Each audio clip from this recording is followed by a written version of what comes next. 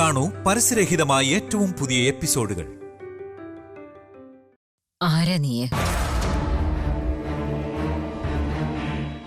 എന്റെ പേര് മായ. നിങ്ങളുടെ പ്രശ്നം എന്താണെന്ന് എനിക്ക് നന്നായി അറിയാം. നിങ്ങളെ സഹായിക്കാൻ വേണ്ടിയാ ഞാൻ വന്നത്.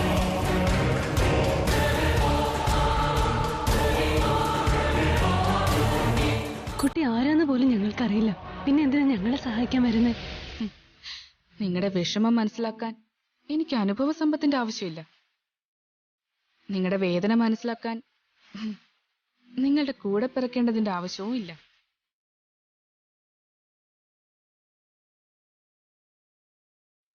കണ്ണീരൊപ്പാൻ വേണ്ടി നമ്മൾ പ്രാർത്ഥിക്കുന്ന ദൈവങ്ങൾ ഇറങ്ങി വരണമെന്നുമില്ല.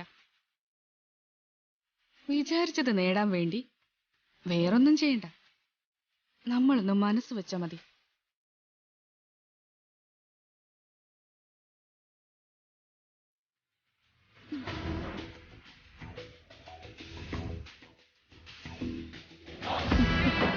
വിഷമിക്കാതെ മുത്തശ്ശി. മുത്തശ്ശിയുടെ ചെറുമകനെ ഞാൻ രക്ഷിക്കാം.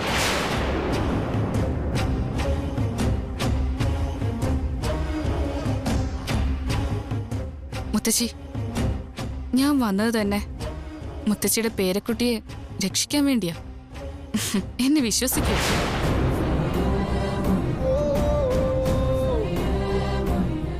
സഹായം ചെയ്യാനുള്ളൊരു വലിയ മനസ്സും രക്ഷിക്കാൻ കഴിയുമെന്നുള്ള വിശ്വാസവും നിനക്കുണ്ടാകാം. പക്ഷേ ഡോക്ടർ തന്നെ അവരെ കൊണ്ട് സാധിക്കില്ല എന്ന് കൈമലർത്തി കാണിച്ചു. അവരെ കൊണ്ട് സാധിക്കാത്തപ്പോ നിനക്കത് എങ്ങനെ സാധിക്കാനാ കുട്ടി?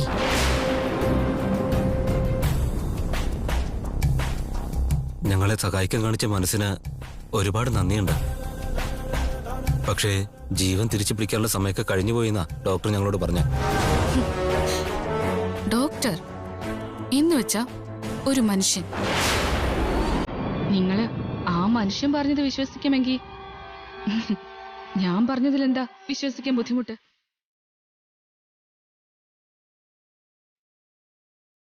ചില കാര്യങ്ങൾ നടക്കണമെങ്കിൽ ചിലത് വിശ്വസിച്ചേ മതിയാവും. ചില കാര്യങ്ങൾ നടക്കണമെങ്കിൽ ചിലരെ വിശ്വസിച്ചേ മതിയാവും. നമുക്ക് ബിസിനസ് ചെയ്യാൻ കയ്യിൽ പണമാണ് ആവശ്യം. പക്ഷെ ജീവിതം ജീവിക്കാൻ വിശ്വാസമാണ് ആവശ്യം.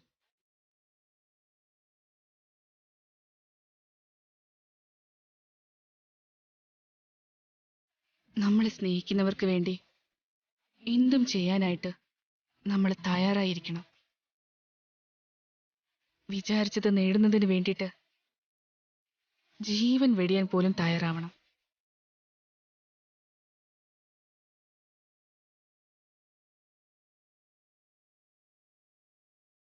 അതുകൊണ്ടാ വന്നത്. എന്റെ ജീവൻ കളഞ്ഞിട്ടായാലും ശരി, മുത്തശ്ശിയുടെ പേരക്കുട്ടിയെ ഞാൻ രക്ഷിക്കും.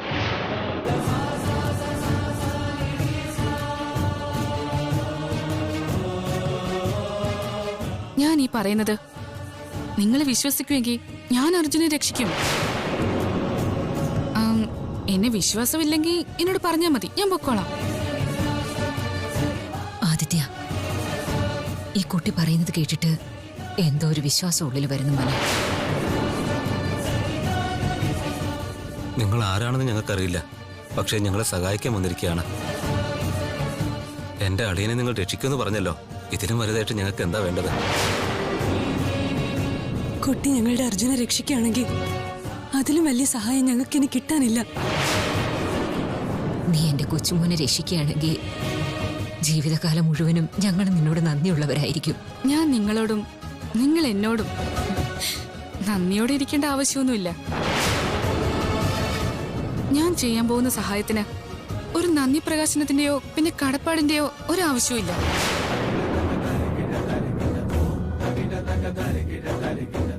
നിങ്ങളുടെ അളിയനും നിങ്ങളുടെ സഹോദരനും പിന്നെ നിങ്ങളുടെ പേരക്കുട്ടിയുമായ ഈ അർജുനെ ഞാൻ ജീവിതത്തിലേക്ക് തിരികെ കൊണ്ടുവരും. പക്ഷെ ഞാൻ പറയുന്നത് പോലെ നിങ്ങൾ ചെയ്യുമെന്ന് നിങ്ങളെല്ലാവരും എനിക്ക് വാക്ക് തരണം.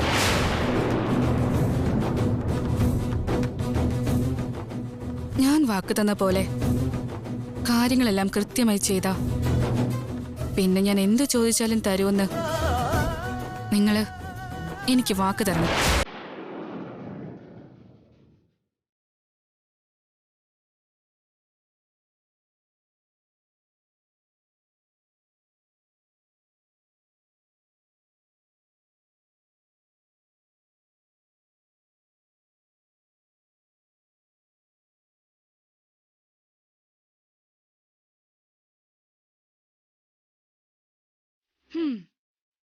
വാക്ക് തരാൻ പറഞ്ഞ ഉടനെ നിങ്ങളെല്ലാവരും എന്താ ഇങ്ങനെ മൗനമായിട്ട് നിൽക്കുന്ന?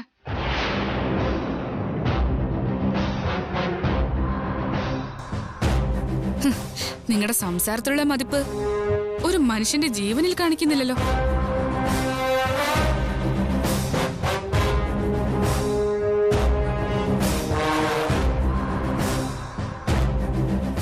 സംസാരത്തിലായാലും മറ്റെന്തിലായാലും ശരി, മനുഷ്യൻ ജീവനോടെ ഇരുന്നിട്ടല്ലേ കാര്യമുള്ളൂ. എല്ലാത്തിനേക്കാളും പ്രധാനം ജീവനല്ലേ? നീ എന്റെ കൊച്ചുമോനെ രക്ഷിച്ചാൽ മാത്രം മതി മോളെ. നീ എന്തു പറഞ്ഞാലും അതെല്ലാം അനുസരിക്കാൻ ഞാൻ തയ്യാറാണ് മോളെ. എന്റെ അനിയനെ തിരിച്ചു കിട്ടിയാ മതി. നീ ചോദിക്കുന്ന എന്ത് ഞങ്ങൾ തരാം.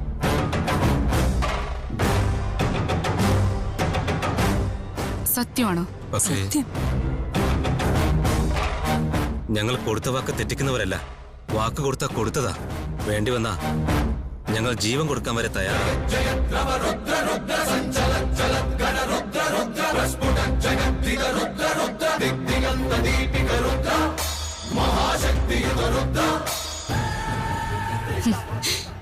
എല്ലാവരും എനിക്ക് വാക്ക് തന്നു കഴിഞ്ഞു.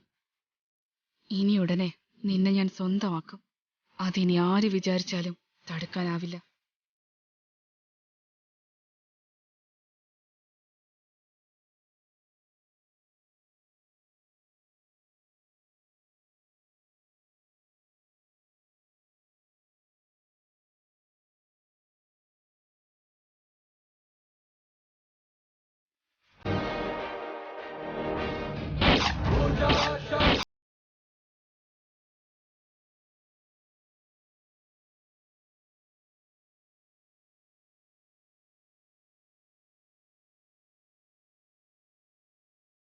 ശരീരത്തിൽ ഓരോ വിഷം കലർത്തിരിക്കുകയാണ്. രക്തത്തിൽ കലർന്ന വിഷത്തെ പച്ചില മരുന്നുകൊണ്ട് ഞാൻ സുഖപ്പെടുത്തി തരാം. ഞാൻ ഇപ്പൊ വരാം.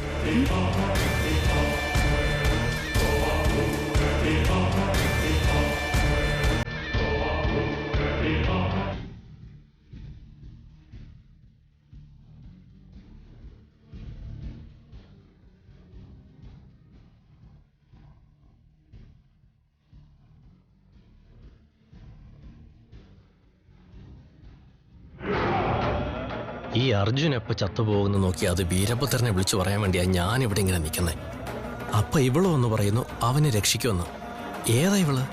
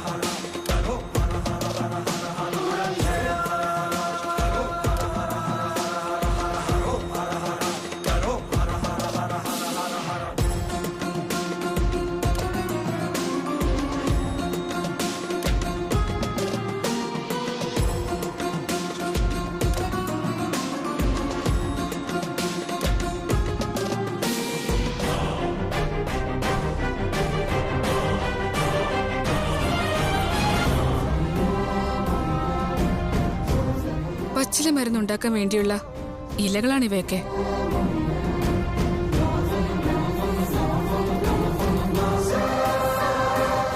ചികിത്സ നടക്കുമ്പോ ഇവിടെ ആരും നിൽക്കാൻ പാടില്ല. ആർക്കും ബുദ്ധിമുട്ടില്ലെങ്കിൽ കുറച്ചു നേരത്തേക്ക് എല്ലാവരും പുറത്തു നിൽക്കണം.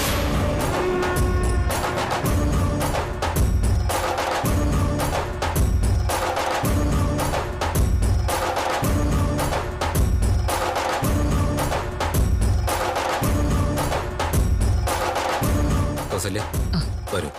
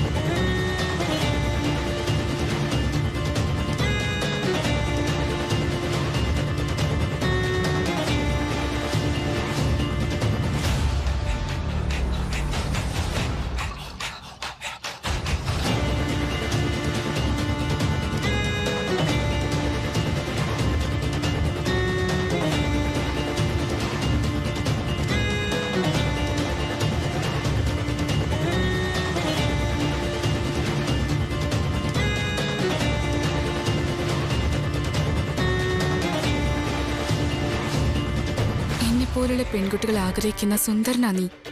എന്റെ അഴകിനെയും അറിവിനെയും പിന്നെ എന്നെയും മുഴുവനായി മനസ്സിലാക്കാൻ കഴിവുള്ളവനാ നീ. നിന്റെ ഉൾക്കണ്ണിലെ തിളക്കം എനിക്ക് കാണാം. നിന്റെ നോട്ടം കൊണ്ട് ഞാൻ മയങ്ങി വീഴും. എന്നെ നിന്നിൽ അർപ്പിക്കാൻ ഞാൻ കൊതിക്കുവാണ്. നമ്മൾ തമ്മിൽ ഇങ്ങനൊരു കൂടിക്കാഴ്ച ഞാൻ ഒരിക്കലും പ്രതീക്ഷിച്ചില്ല. ഇപ്പൊ ഞാൻ നിന്നെ സ്വന്തമാക്കാൻ പോവാ. അതുകൊണ്ടാ നിനക്കൊരാപത്ത് പറ്റിയെന്ന് അറിഞ്ഞപ്പോ മറ്റൊന്നും ചിന്തിക്കാതെ നിന്റെ അടുത്തേക്ക് ഞാൻ ഓടി വന്നത്. നിന്നെ എനിക്ക് സ്വന്തമാക്കാനുള്ള ഒരു ഭാഗ്യം ഈ ജന്മത്തിൽ എനിക്ക് കിട്ടിയത്. ഈ ഒരു അവസരത്തെ ബുദ്ധിപൂർവ്വം ഉപയോഗിക്കാതെ ഞാൻ എങ്ങനെ നിന്നെ മരണത്തിന് വിട്ടുകൊടുക്കുന്നേ? ആ മരണത്തെ എതിർത്ത് തോൽപ്പിച്ച് ഉറപ്പായിട്ട് നിന്നെ ഞാൻ രക്ഷിക്കും അർജുൻ.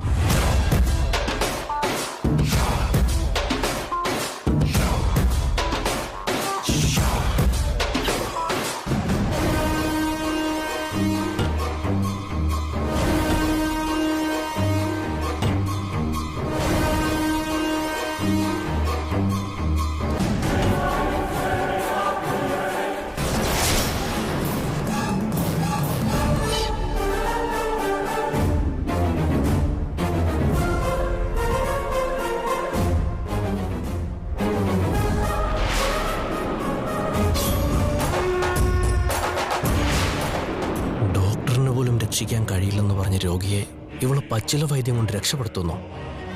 മരിച്ചുപോയവന് ജീവൻ തിരിച്ചു കൊടുക്കുമെന്ന് പറയുന്നത് കാക്ക മലന്ന് പറക്കുമെന്ന് പറയുന്നത് പോലെ തന്നെയാവും. ഒന്ന് പോയി നോക്കിയേക്കാം ഇവളിനി എന്ത് പച്ചമരുന്നാ കൊടുക്കാൻ പോന്നേന്ന്.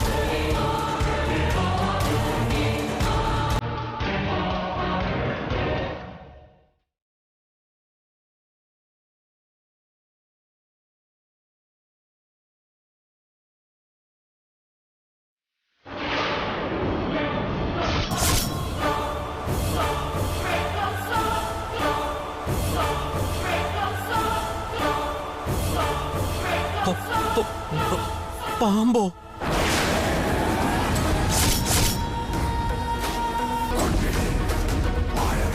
അപ്പ ഇവള് സ്ത്രീയല്ലായിരുന്നോ? പാമ്പായിരുന്നോ?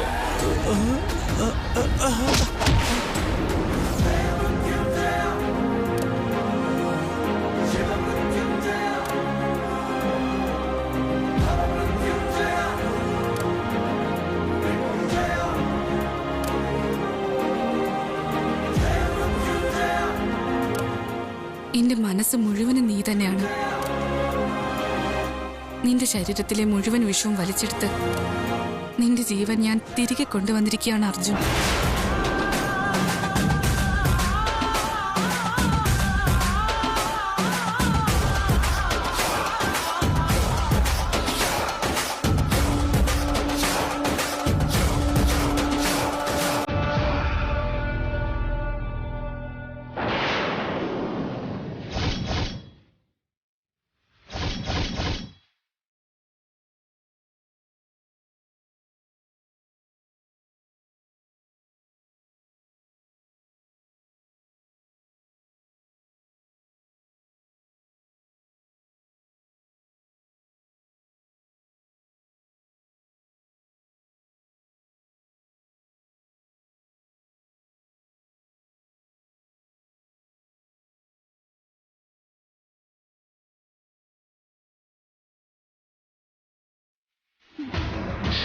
എന്താ ഭവാനി, നിന്റെ അർജുനെ രക്ഷപ്പെടുത്തുന്ന കണ്ടിട്ട് നീ സന്തോഷിക്കുകയാണോ? അതോ നിന്റെ ഭർത്താവാകാൻ പോകുന്ന ആളെ ഞാൻ രക്ഷപ്പെടുത്തിയത് എന്തിനാന്ന് ആശ്ചര്യപ്പെടുകയാണോ?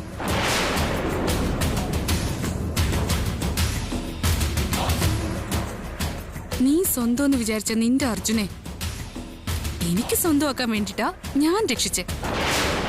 എന്റെ അർജുനെ നീ സ്വന്തമാക്കാൻ പോവാണോ? ഇത്രയും തെളിച്ച് ഞാൻ പറഞ്ഞിട്ടും നിനക്ക് മനസ്സിലായില്ലെന്നാ തോന്നുന്നത്. ശരി, ഒന്നുകൂടി ഞാൻ വ്യക്തമായിട്ട് പറയാം. നീ കല്യാണം കഴിക്കാൻ പോകുന്ന നിന്റെ ആളിനെ ഈ ഞാൻ കല്യാണം കഴിക്കാൻ പോവാ.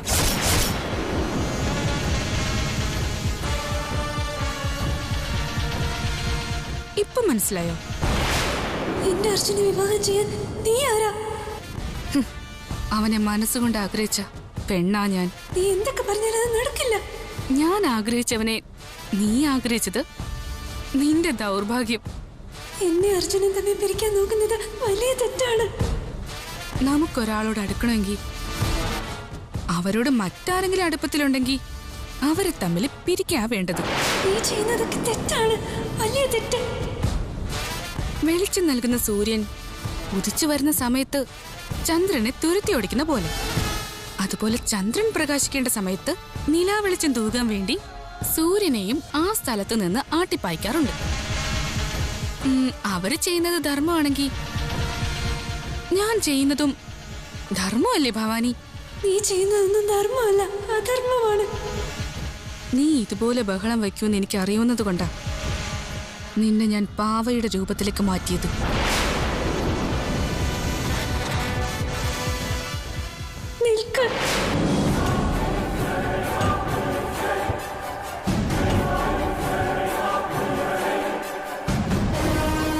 നിന്നെ ഞാനൊരു പാവയാക്കി വെച്ചിട്ടേ ഉള്ളൂ.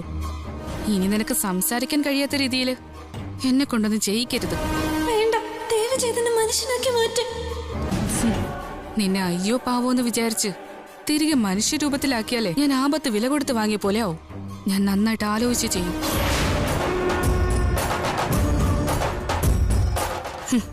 ഞങ്ങളൊന്ന് ചേരണമെങ്കിൽ നിങ്ങളെ തമ്മിൽ പിരിക്കാതെ വേറെ വഴിയില്ല.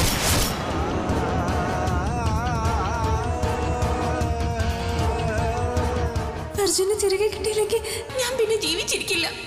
നല്ലത് തന്നെ. നീ മരിച്ചു കഴിഞ്ഞാ എനിക്ക് ലാഭം മാത്രമേ ഉള്ളൂ, ഒരു നഷ്ടവും ഇല്ല. നീ എന്തൊക്കെ പദ്ധതികൾ ഉണ്ടാക്കിയാലും എന്നെ എങ്ങനെ ദ്രോഹിക്കാൻ ശ്രമിച്ചാലും ഞാനും അർജുനും ഒന്നിക്കുക തന്നെ ചെയ്യും. അതൊക്കെ നിന്റെ വെറും തോന്നല. എന്നാൽ എന്റേത് ലക്ഷ്യമാണ്. നിന്റെ കണക്കുകൂട്ടലുകളെല്ലാം ഇവിടെ പൊളിയും. എന്നാൽ എന്റെ ലക്ഷ്യം മറ്റാരൊക്കെ അതിനെ എതിർക്കാൻ ശ്രമിച്ചുകൊണ്ടിരുന്നാലും അതിന് യാതൊരുവിധ മാറ്റവും ഉണ്ടാവില്ല. അതോർത്തോ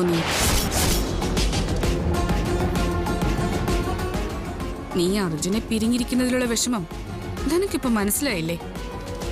കഴിഞ്ഞ 7 ജന്മമായിട്ട് ഞാൻ സ്വന്തമാക്കേണ്ടിയിരുന്ന മനുഷ്യനെ നീ സ്വന്തമാക്കാൻ ശ്രമിച്ചോണ്ടിരുന്നപ്പോ ഞാൻ എന്ത് വിഷമിച്ചിട്ടുണ്ടാവണം?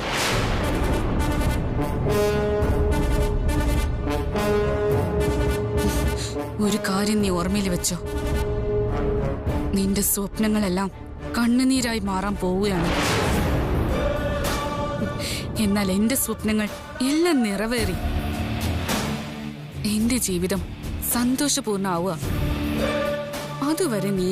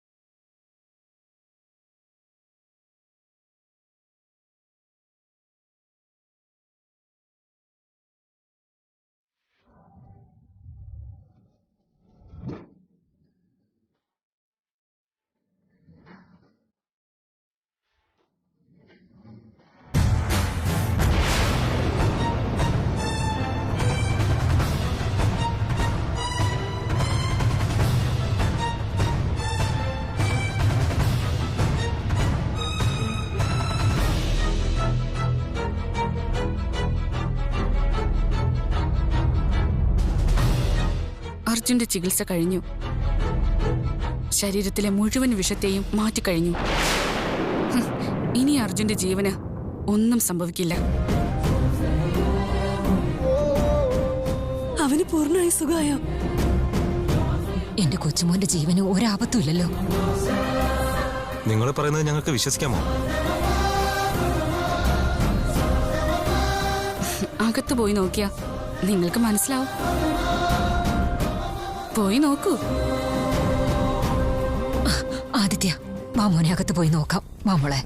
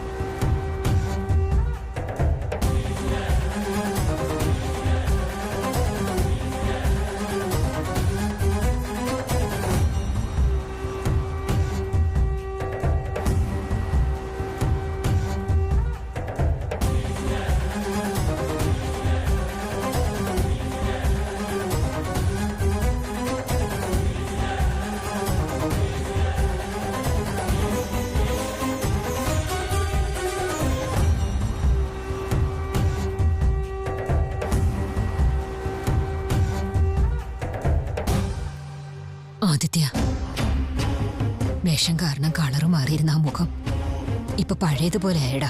അതെ മുത്തശ്ശി,